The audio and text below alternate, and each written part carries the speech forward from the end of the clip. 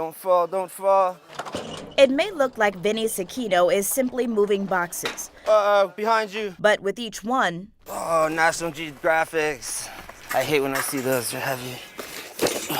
he's moving his life in a different direction. I get to prove to myself that I'm capable, no matter what, I'm not gonna give up, and, I'm always gonna find, a way. At the age of 7, a drunk driver crashed into him as he walked with his family. And I remember it hitting me, and the next thing it was black. He had a traumatic brain injury, and after a disagreement with a relative years later, he had another one.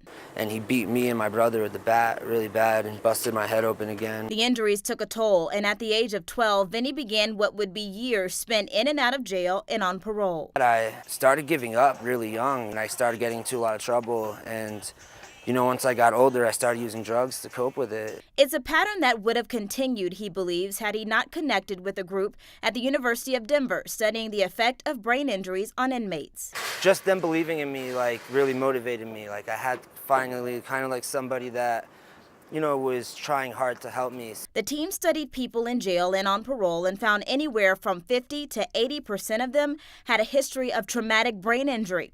Once they determined what a person's specific issues were, the team worked with the Brain Injury Alliance to develop workshops to help them develop skills to address them in practical ways. What do you need to ask during a job interview? What do you need to ask during a probation meeting? What do you need to ask the judge for the next time you appear in court? The program's goal is multifold: to help judges, probation, and corrections officers identify and better work with people who have traumatic brain injuries in order to keep them from reoffending. Researchers hope this program can be used nationwide because nearly 60% of people with traumatic brain injuries are likely to get rearrested, compared with around 30% of the general population.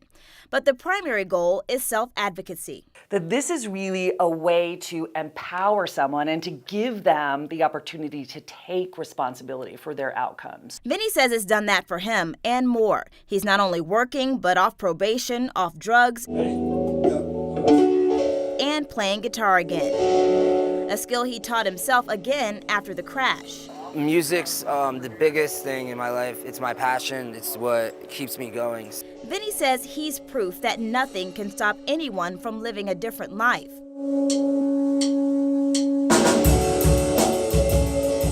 To never give up on anything. If they want to do something, they could most definitely do it. Tapping into and releasing the power of the mind. Boom. For The Now, I'm Kumasi Urin.